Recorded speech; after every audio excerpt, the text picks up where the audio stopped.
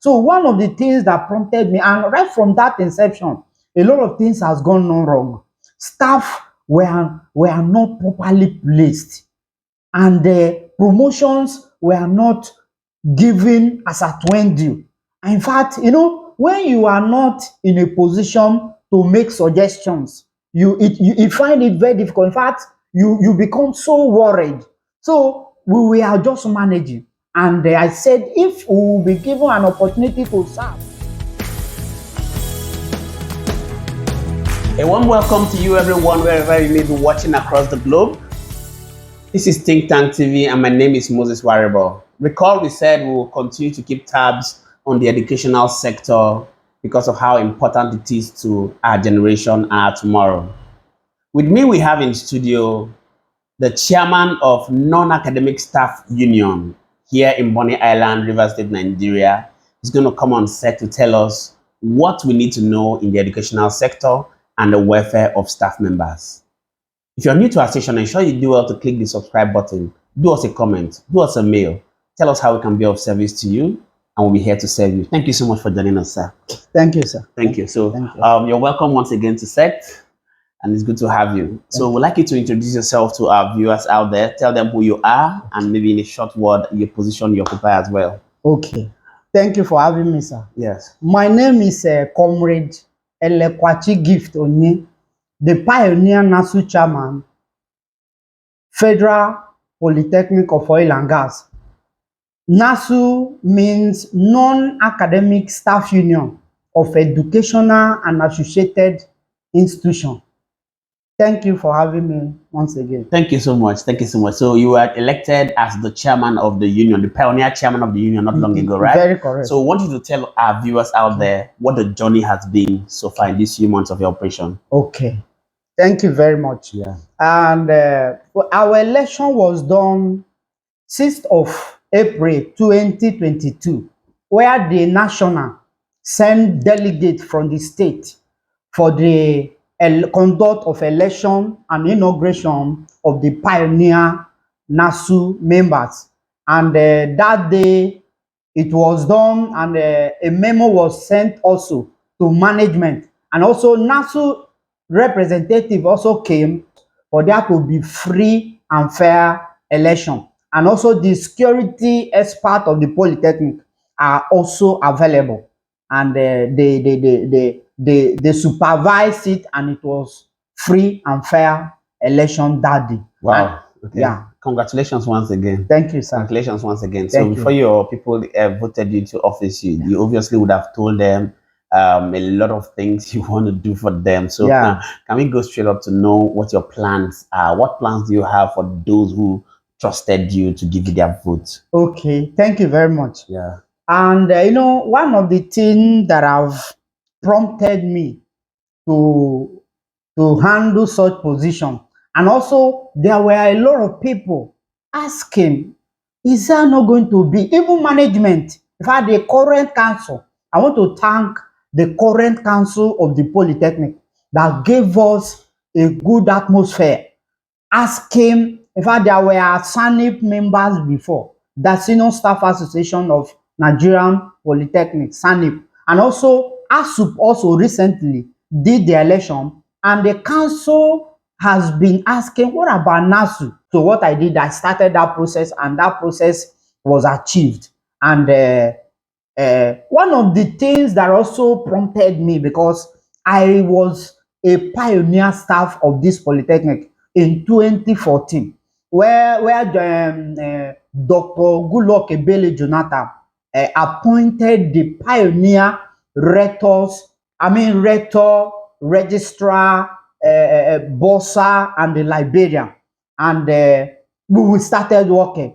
And along the line, we were planning to make sure this thing, but along the line, we lost our late rector, then Yaba. And another man, Mr. John Atata, took over, and we were also pursuing that. Then his tenure got finished, and a substantive rector, Professor Abbey, was also appointed in regard to that, to occupy that executive position, and that was done. So one of the things that prompted me, and right from that inception, a lot of things has gone on wrong. Staff were not properly placed, and the promotions were not given as at when due.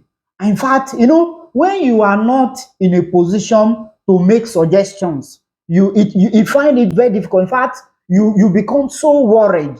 So we are just managing. And I said, if we will be given an opportunity to serve in this capacity, one of the things that we're going to stop is all this injustice. But we just thank God that the council came and they gave us such atmosphere. So one of the things I want to make sure that my staff enjoy is staff welfare. That is majorly what I'm working on. Staff will be promoted as at when due from now henceforth. Staff will be promoted. If you look at in the past, some years ago, there were no promotion. But recently, by the grace of God, it came, the current council came and they did that process and it was done. And we so much thank God for that. And another thing we want to work, staff placement. A lot of them were arguing, crying, we were not properly placed. The proper placement of a BSc holder is from level 8. And you see, some people were not placed there. But we thank God the council came and it was properly placed. And one of the things myself in my administration we want to do is to work with the management, the current management. We want to thank them for the opportunity they have given to us. They have made everything so palatable to us that whatever we work on to them, we speak with them politely and they will give us such audience. One of the things from now henceforth we want to work is that when any of the staff is being employed into the Polytechnic, we have what we call scheme of service, 2013 scheme of service that we want to look at so that such occurrence before will no longer repeat itself again. Then we are going to look at the management, the leaders of NASU. We want to work with management to make sure any staff that comes into the Polytechnic, we are going to use the scheme of service and we are going to look if you're a BSc holder, we are going to look at entry point. BSc holder of entry point is level 8. And we are going to make sure that that has been done. No further proper placement. Okay. So, can we look at? Are you working in synergy with other unions? Because I know that you're not just the union that is supposed to be on campus. Yeah. Are you working in synergy with? We have the Senior Staff Association of Nigerian Polytechnic. Okay. We have that of the Academic Staff Union of Polytechnics. Yeah. What relationship do you have with these guys in order for you to achieve this? Okay. Thank you very much. Yes. We have what we call JAC, Joint Action Committee, where that comprises the Senior Staff Association of Nigerian Polytechnic, FPOG chapter, and also Academic Staff Union of Polytechnic, that's ASUP, also FPOG chapter, and also we have NASU, Non-Academic Staff Union of Educational and Associated Institutions. These two people, the three of the chairman, we met and we said, in order for us to have effective administration, we are going to come together to work in synergy to make sure that our aim, we have a core aim, protecting staff welfare is achieved. And in this one, just one union or two union cannot achieve that. That's why the three unions came together. We are in amalgamation to make sure that whatever we ask from the management is given to us. Wow. So as I'm talking with you now, we have the three union that is on ground now, which is called JAC, Joint Action Committee. Okay, that's interesting. So let's look at one of your demands lately, because a lot of unions have been demanding a lot from the federal government and all that. Let's look at one of your demands. I hear the federal government proposed a 10% increment of salary of NASU members, and it was rejected by you. Yeah. Can we have a little comment on that? And what are the other demands your union is expecting from the federal government? Okay, thank you very much. That demand, we demanded, it was also a kind of JAC making this demand, where also Association of Academic Lecturers and non-academic That's at the national level. at the national level are working on staff increment. And federal ASU, I think where most of these things is coming from is the ASUP and NASU, ASUP and ASU. That's university and that of Polytechnic. We are still working together to make sure all these things. I think they are demanding of 70% increment, and they want to give us 10% increment, which you have said no, it will not happen.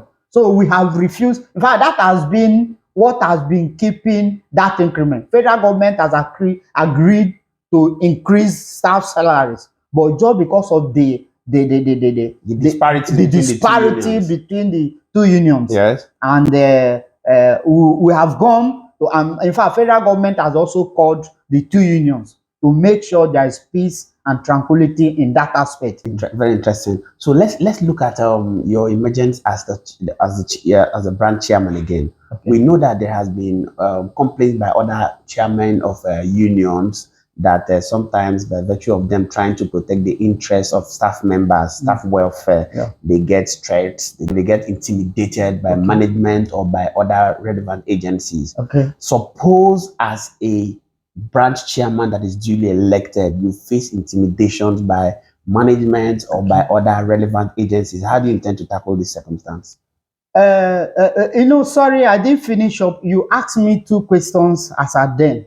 And that's minimum wage areas. Okay. Let me come into that. I can answer your question now. Okay. And in minimum wage also, federal government have started paying, and we so much thank President Muhammad Buhari in regard to that. He has agreed to pay, but sometimes this delay comes as a result of where the paper has gone, being in the table of some persons. So many administrative procedures want to take. I think that has been one thing also that have been keeping that.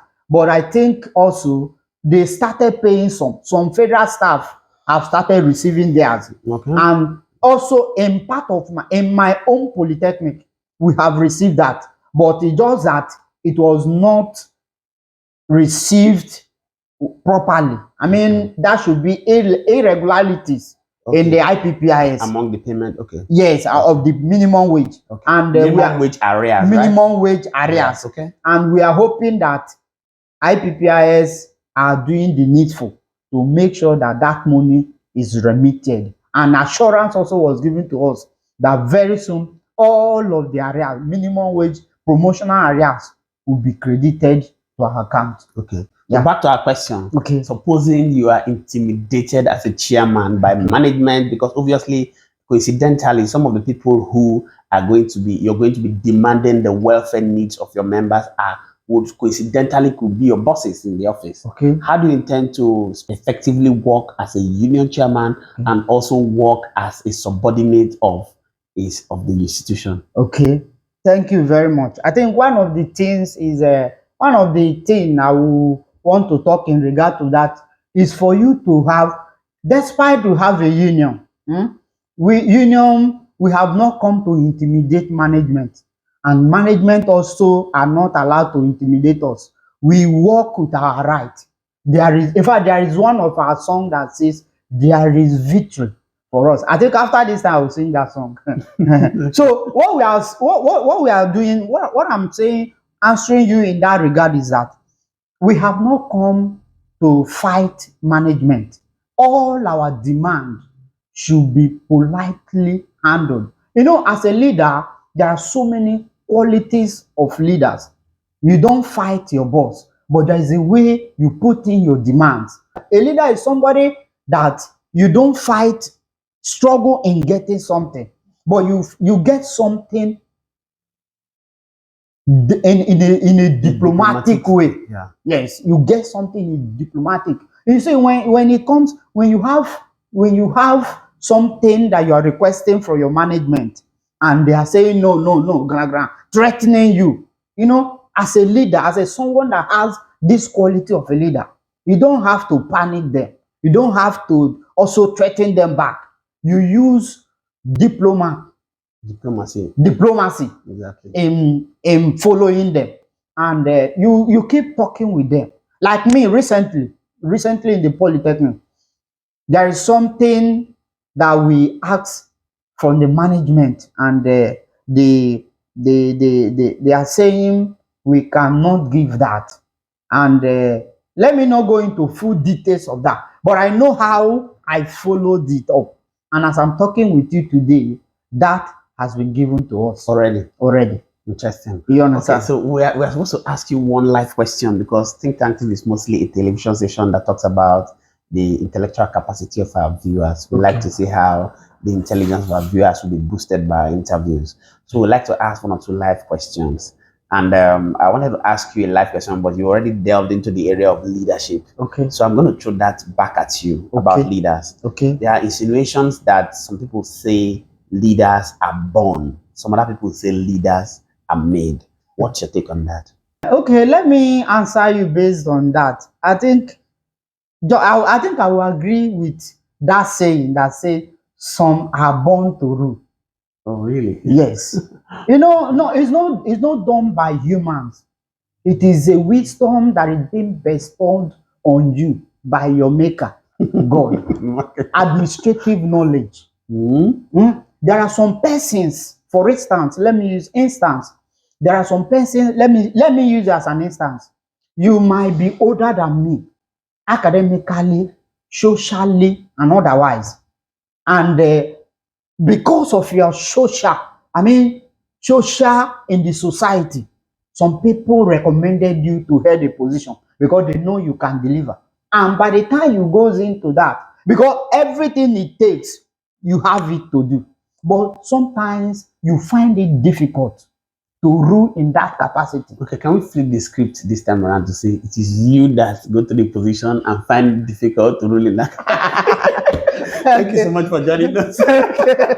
So viewers, thank you so much for joining us. This is Think Tank TV. My name is Moses Variable. We urge you to do well to hit the subscribe button, give us a thumbs up, do us an email. Our email is right on the screen there, so you can do us an email telling us how we can be of service, and we'll be here to serve you. Thank you so much for joining us. Thank you, sir, for having me. Yeah, bye for now. Thank you.